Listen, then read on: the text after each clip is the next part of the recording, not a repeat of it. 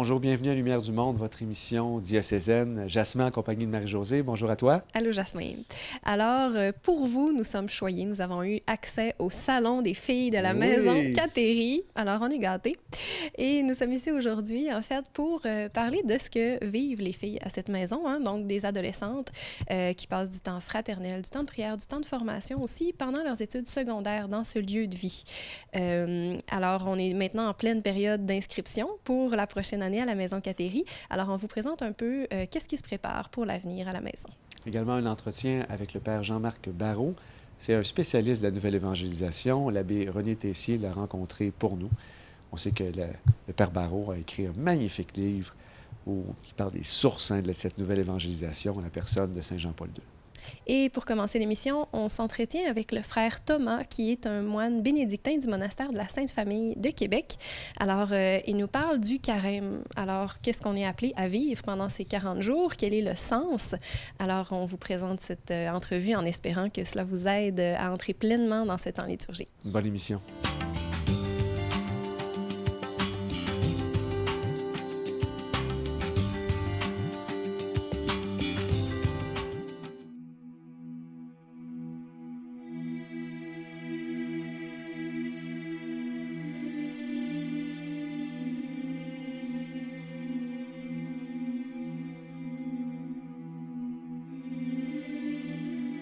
Le carême vient du mot quadragesima qui veut dire 40 jours.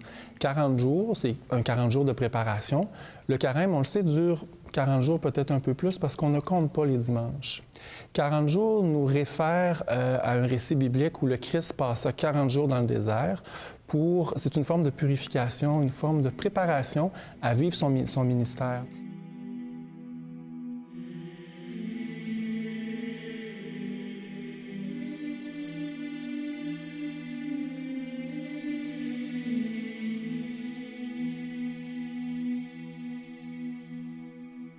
Et nous aussi, ce 40 jours de carême est un 40 jours de préparation afin de vivre le mystère pascal qu'on va célébrer à Pâques. Pourquoi, dans le fond, le carême? Bien, c'est un temps de préparation. Un temps de préparation qu'on va vivre de plusieurs manières, par le jeûne, la prière, par l'aumône aussi, la pénitence. C'est un temps qui va nous permettre de se préparer à vivre le Triduum pascal. Se préparer de façon extérieure, bien sûr, mais surtout de façon intérieure. Et comme le dit Joël dans la lecture du mercredi des Cendres, déchirez vos cœurs plutôt que déchirez vos vêtements. Donc, c'est une préparation davantage du cœur qu'une préparation extérieure. Bien sûr, on est incarné, on doit aussi manifester par l'extérieur notre carême, mais c'est beaucoup de l'intérieur que ça se vit.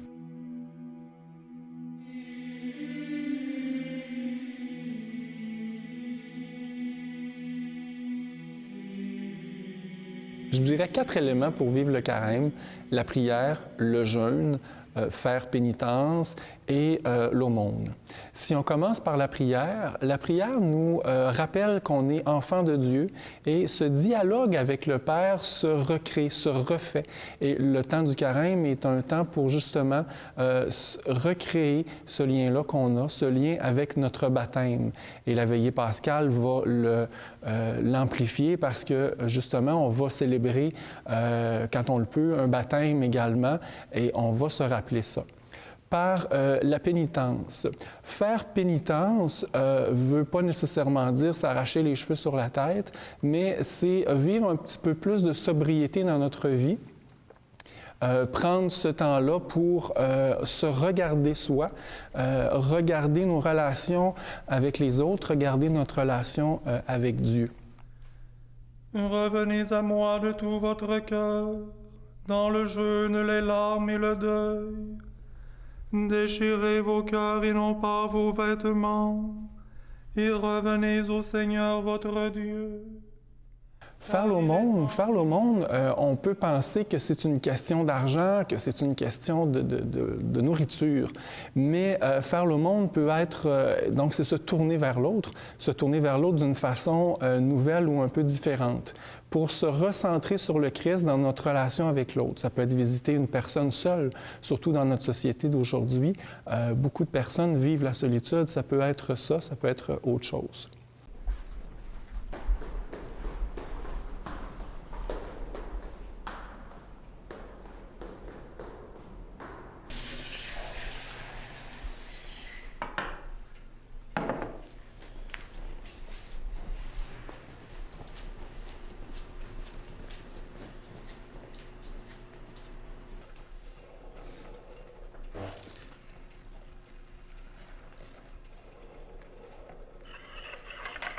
On a dit également par le jeûne. Le jeûne est un élément classique du carême. Cependant, il faut faire attention, le jeûne n'est pas seulement qu'une question de privation de nourriture, mais c'est une question de, je dirais, revoir son contrôle à la nourriture ou à autre chose. Comment on contrôle ce que nous sommes, ce qu'on est, par rapport à Dieu également. Parce que ce qu'on ne contrôle pas, ça veut peut-être dire que quelqu'un d'autre qui le contrôle. Et on veut vouloir offrir ce contrôle-là à Dieu. Donc, privation de nourriture peut-être, mais se réajuster. C'est un réajustement en ni plus ni moins, et c'est un peu ça le carême, se réajuster pour se préparer à Pâques.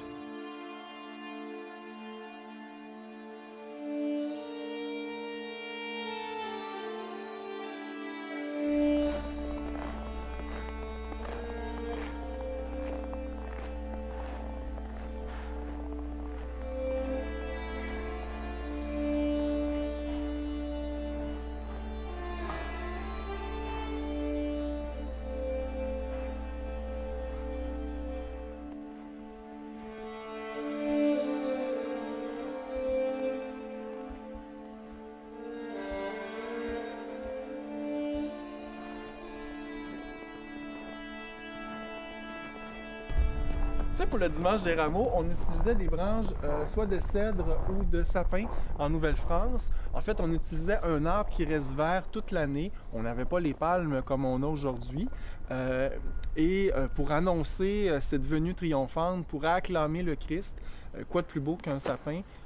Je pense que même encore aujourd'hui, on pourrait se permettre au Québec d'utiliser des branches de sapin ou de cèdre qu'on prend chez soi ou dans une forêt près. Ce serait génial.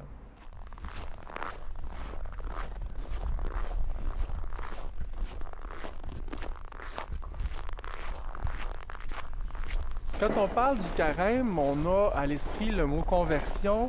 Surtout le mercredi des cendres, on peut utiliser la phrase « Convertissez-vous » lors de l'imposition des cendres et croyez à la bonne nouvelle ou à l'Évangile.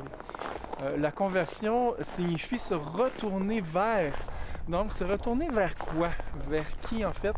Se retourner vers le Christ. Et ça fait vraiment partie de l'étape du carême où on se retourne davantage vers le Christ.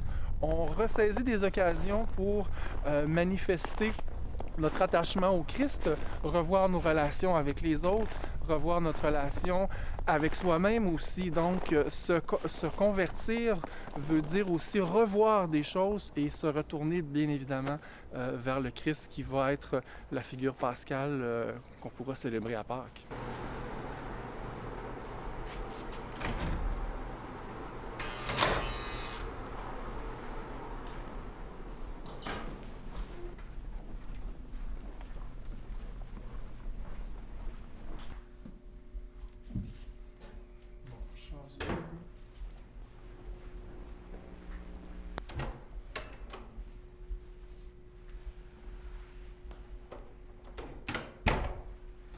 Le carême se vit aussi liturgiquement, il se vit par la couleur violette. On le voit ici à l'autel où on a placé sur le voile du tabernacle, on l'a mis en violet. Le violet nous rappelle ce temps de pénitence, ce temps d'attente aussi, ce 40 jours de préparation, on l'a vu, en vue donc de Pâques qui s'en vient. Et cette couleur-là va rester jusqu'au dimanche des Rameaux. Dimanche des Rameaux, on va célébrer en rouge. On va revenir en violet et le Triduum pascal va avoir ses propres couleurs également.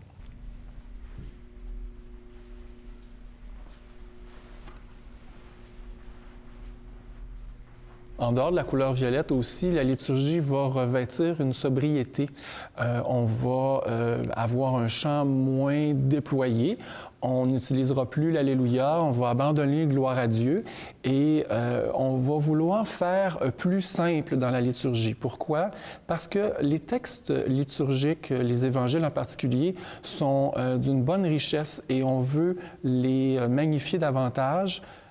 Mais à ce titre-là, on va devoir diminuer aussi tout ce qui est autour, tout ce qui est un petit peu superflu, décoration. Mais à Pâques, cependant, ça va nous permettre de mieux vivre tous ces éléments-là de la liturgie, l'Alléluia, le gloire à Dieu, le déploiement, les décorations, les fleurs, etc. Donc, un temps de sobriété va nous permettre d'apprécier davantage tous ces signes et symboles qu'on utilise dans la liturgie.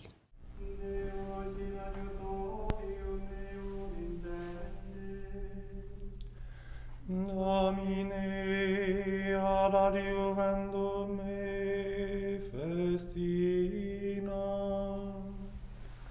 gloria Patri et Filio et Spiritui Sancto, sicut erat in principio et nunc et semper, et in saecula saeculorum. Amen.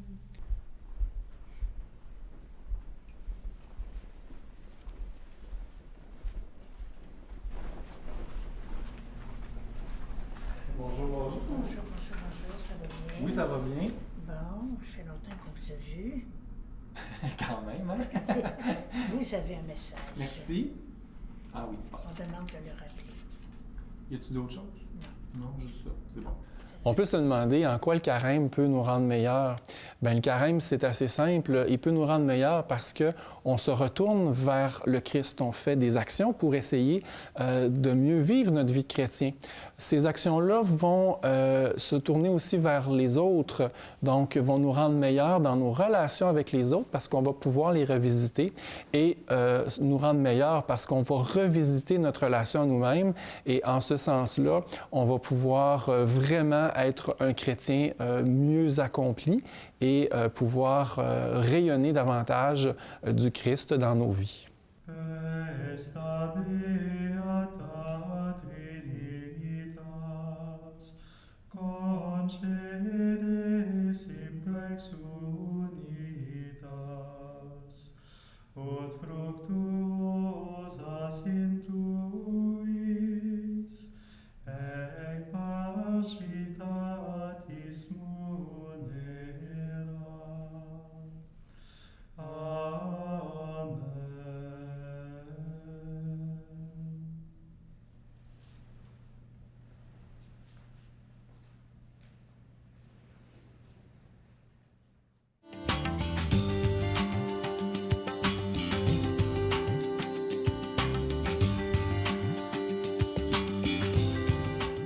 Bonjour, nous sommes à nouveau avec le Père Jean-Marc Barrault, théologien, qui nous présente son livre « Jean-Paul II, le saint de la nouvelle évangélisation ».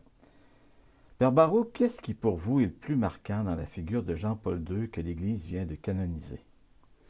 Alors oui, c'est une magnifique question que j'essaie d'aborder dans le chapitre 4 de mon ouvrage « Jean-Paul II, le saint de la nouvelle évangélisation ». Et le terme que j'utiliserai, c'est l'intégration. Le fait qu'il ait voulu intégrer, je ne dis pas qu'il a réussi, mais qu'il ait voulu intégrer dans sa vie l'exigence de l'Évangile. Et chez lui, c'est assez central. Pour lui, la sainteté, me semble-t-il, c'est cette exigence de se donner. Il me semble, vous savez, que son ouvrage anthropologique par excellence, c'est Personne et acte, qu'il a écrit autour des années du Concile. Et c'est vraiment personne et acte. C'est-à-dire la personne se réalise dans l'acte, dans le don d'elle-même. Et la sainteté, c'est cela pour lui, c'est le fait de se donner. Alors dans le dernier chapitre du livre, je regarde les différents lieux où Jean-Paul II a aimé à se donner, à intégrer l'Évangile à travers le don de sa personne, ce qui dessine encore une fois sa sainteté. Et je peux vous les décrire, mais quelques exemples, oui. Quelques exemples, et puis ils sont exhaustifs dans le livre. Mais le premier, c'est la prière. Et j'aime à le souligner parce que souvent, on parle de la prière comme quelque chose de passif, comme quelque chose un petit peu, certains même disent qu'elle ne sert à rien parce que c'est un repli sur soi. En fait, la prière est un don. En tout cas, pour Jean-Paul II, c'est un lieu de rencontre avec une personne qui est Jésus-Christ, présent là, j'aime bien dire hic et nunc, ici et maintenant. Et donc la prière est un lieu de don, donc un lieu de croissance dans la sainteté. Le deuxième, on pourrait développer, mais pour vous donner d'autres exemples, le deuxième, je fais exprès de donner celui-ci parce qu'il est très présent dans le pontificat actuel du pape François, c'est le pauvre. La nécessité pour le chrétien, pour celui qui aime l'Évangile, pour celui qui aime le Christ, de se tourner, de se donner, personne et acte, de se donner au pauvre, qui est présence du Christ pour lui, et donc lieu de rencontre avec Jésus-Christ, et qui là encore, cette rencontre dessine la sainteté, provoque, on pourrait dire, la sainteté. Chez lui, il y a aussi, je le dis dans le livre, le rapport au mystère, parce que c'est un mystère, le mystère de la femme. Je donne l'exemple de son lien d'amitié, je dirais, avec Mère Teresa. Pour lui, l'homme ne peut pas aller jusqu'au bout de sa vocation humaine, mais aussi chrétienne, sans rencontrer, et donc bien entendu respecter, ce mystère de la femme, parce qu'elle est première dans l'ordre de l'amour pour lui. Donc il y a là aussi un lieu de réflexion pour comprendre qu'est-ce que la sainteté pour lui. Si je ne me trompe pas, dans votre livre, vous lui attribuez aussi d'avoir rénové la papauté jusqu'à un certain point. Alors, de fait, j'aime aborder ce sujet-là. Pourquoi? Alors ça, c'est un sujet qui est passionnant. Oui. Oui, parce que, en fait, ce qu'il rénove, c'est plus exactement une interprétation qu'il fait du mystère de la foi. Rappelez-vous, si on fait un bref historique, que, en tout cas sur son cursus intellectuel, sa première thèse de doctorat qu'il fait à l'Angelicum, c'est sur Jean de la Croix. Oui. Et cette thèse de doctorat, elle a suscité plein de débats. Pourquoi? Parce que certains disaient, mais en fait, il n'est pas dans la ligne de Jean de la Croix. D'autres disaient, mais on ne comprend pas ce qu'il a voulu faire. Et qu'est-ce qu'il a voulu faire? C'est regarder chez Jean de la Croix, Saint Jean de la Croix, le mystère de la foi sous l'angle de cette orthopraxie dont on parlait dans l'émission précédente. Oui. Comment ce mystère de la foi qui nous est donné dans l'Église peut être traduit dans une application? C'est la refonte de la foi, dit Antoine Guggenheim, à juste titre.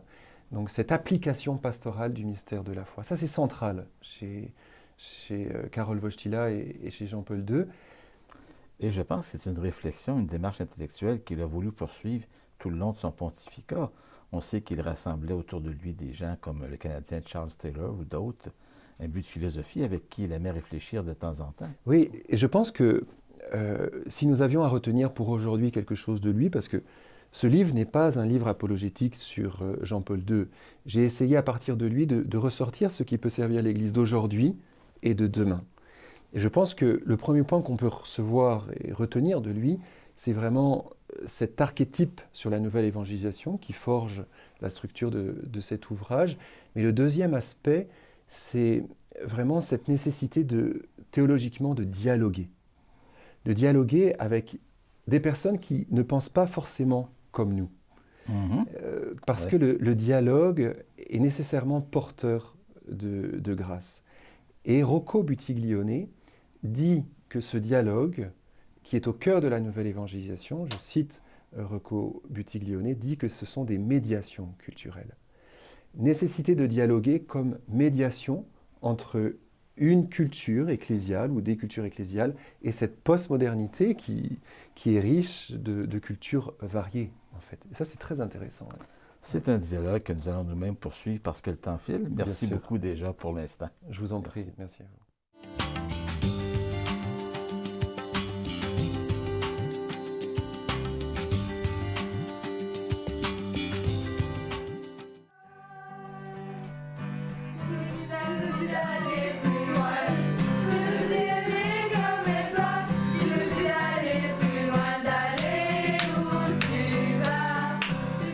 la Maison Cateri, le but et la mission, c'est le développement de la jeune fille, on pourrait même dire jeune femme, à la fois le développement humain, spirituel et chrétien. Alors, au travers du développement humain, on organise des activités. Donc, qu'est-ce qui contribue au développement humain d'une adolescente? Bien, il y a plein d'activités qu'on a organisées en ce sens-là. Par exemple, on a invité une dame qui est venue nous montrer des bonnes manières à table. On a eu une massothérapeute et elle a montré aux filles des techniques de relaxation. Donc ici, on leur donne justement des éléments comme ça qui les aident à se développer au niveau humain. Les filles de la Maison Cateri, bien, en choisissant la Maison Cateri, bien, c'est parce que ces filles-là, ils ont le goût de cheminer au niveau de leur foi, être avec d'autres, puis que ça n'a pas l'air quétaine, puis que ça a l'air intéressant. Bien, l'école leur permet de s'intégrer de cette façon-là. Puis s'ils veulent, je dirais, faire des liens encore plus poussés avec leur milieu, parce que des fois, c'est facile de vivre notre foi entre nous. Avec tous les jeunes de la Maison Cateri, ils sont 5, on pense tous pareil. Mais quand j'arrive dans mon école, quand j'arrive dans mon milieu, alors c'est ça le défi qui nous est demandé comme adultes puis comme jeunes, c'est la même chose. Comment je vais faire pour vivre ma foi dans mon quotidien? Je trouve que c'est plus facile de parler de sa foi quand on vit à un endroit comme la Maison Cateri, parce que dès que des profs qui en ont entendu parler ou des élèves me posent des questions où tu vas le soir ou des trucs comme ça, je peux toujours dire la Maison Cateri, j'explique le projet et c'est facile de parler de sa foi. C'est toujours plus facile aussi de s'impliquer à l'école quand on habite proche, parce que ben, ici on a vraiment une liberté quand ce qui est de rester à l'école après les cours. Ben, c'est parfait parce qu'on habite à 2 minutes, on peut prévenir quand on n'est pas là, on peut vraiment s'appliquer à les activités comme Gilles Keg.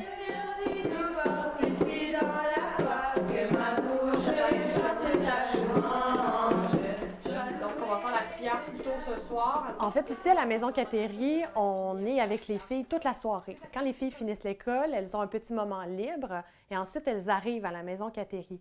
Donc, ce qui veut dire que les éducatrices sont là au quotidien avec les filles à tous les soirs. On est inspiré ici par les sœurs qui vivent déjà cette vie communautaire et à quelque part, la Maison Cateri s'inscrit dans cette lignée-là de vivre en communauté ici, toutes les filles ensemble. On partage donc les moments de repas, on a les moments de prière aussi qu'on vit en commun. Le pain de demain n'est pas cuit. Merci Seigneur pour le pain d'aujourd'hui. Ben moi, le fait de vivre avec d'autres filles de mon âge, ça me donne l'impression genre qu'ils me comprennent plus, genre. Ils savent plus ce que je ressens, genre. Plus que mes amis de l'école qui sont pas catholiques. C'est quand même bien, vraiment très bien de vivre avec des filles qui te comprennent, puis qu'on peut parler des Jésus sans que, on l'explique toutes les théories, quoi. Puis je dirais aussi, comme moi, ben, chez nous, il y a juste 6 garçons, donc vivre avec des filles, ça m'aide. L'aspect de vivre avec les autres filles, c'est comme d'être tous les soirs chez une amie. C'est vraiment plaisant et on n'a pas peur de se dire nos points faibles sans être méchants. Comme des frères et sœurs, des fois, on se rend pas compte quand on blesse l'autre parce qu'on a l'habitude de se parler un peu durement. Alors que là, c'est comme des amis qui sont tellement proches qu'on n'a pas peur de tout se dire. C'est vraiment plaisant, ça permet de se faire des critiques objectives sur soi-même puis sur les autres. Et on cherche à vivre la vie fraternelle au travers du quotidien, donc au travers de valeurs telles que la paix, l'accueil, le pardon. Ces choses-là, comment dire, ça peut paraître très simple, mais les appliquer au quotidien, c'est toujours ça le défi. Et au travers des moments de prière, en tout cas pour moi personnellement, je pense aussi pour les filles, au travers de ces moments de prière-là, on peut se recentrer sur ses valeurs. Bien, sur le plan spirituel, ça m'a beaucoup aidée parce que à la maison, c'est plutôt difficile de continuer à vivre dans la foi parce que on est un tout petit village, fait que je suis une des seules enfants qui pratique. Donc, rester ici avec d'autres filles qui croient, c'est vraiment, ça aide, là. Ben moi, ça m'apporte beaucoup des amis catholiques avec qui que je peux vivre et grandir dans la foi. Et je peux plus m'approcher de Dieu, là. Ça aide sur le plan de la charité parce que j'avoue que chez nous, avant, j'avais de la difficulté à rendre des services, mais maintenant, à cause, on vit entre filles puis on doit faire des tâches puis tout. Fait que ça aide vraiment à vivre plus en communauté puis avec notre famille aussi. Notre fille Blandine participe au projet de la Maison Cateri depuis 3 ans. On l'a vraiment vue grandir dans sa dimension humaine, spirituelle et relationnelle avec les autres. Et même si elle passe toute la semaine à la Maison Cateri, elle est plus souvent chez nous tout au long de l'année et nous restons les premiers éducateurs de notre fille. Alors, la Maison Cateri, cette année, accueille 5 jeunes filles. Il y a de la place pour 8. Bien sûr, il y a d'autres activités en lien avec la Maison Cateri. Il y a les camps d'été, il y a les week-ends Cateri. Mais ce serait important de faire connaître la maison et si une jeune fille est intéressée, alors il faudrait qu'elle se manifeste assez vite puisque les inscriptions sont jusqu'au 1er avril. Que ma bouche chante ta louange.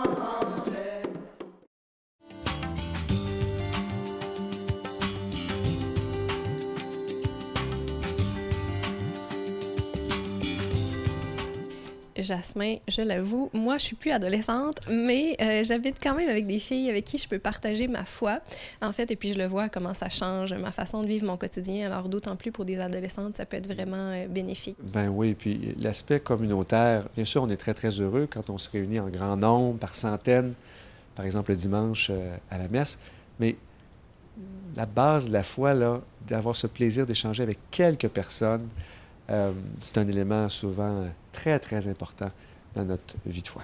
Certainement.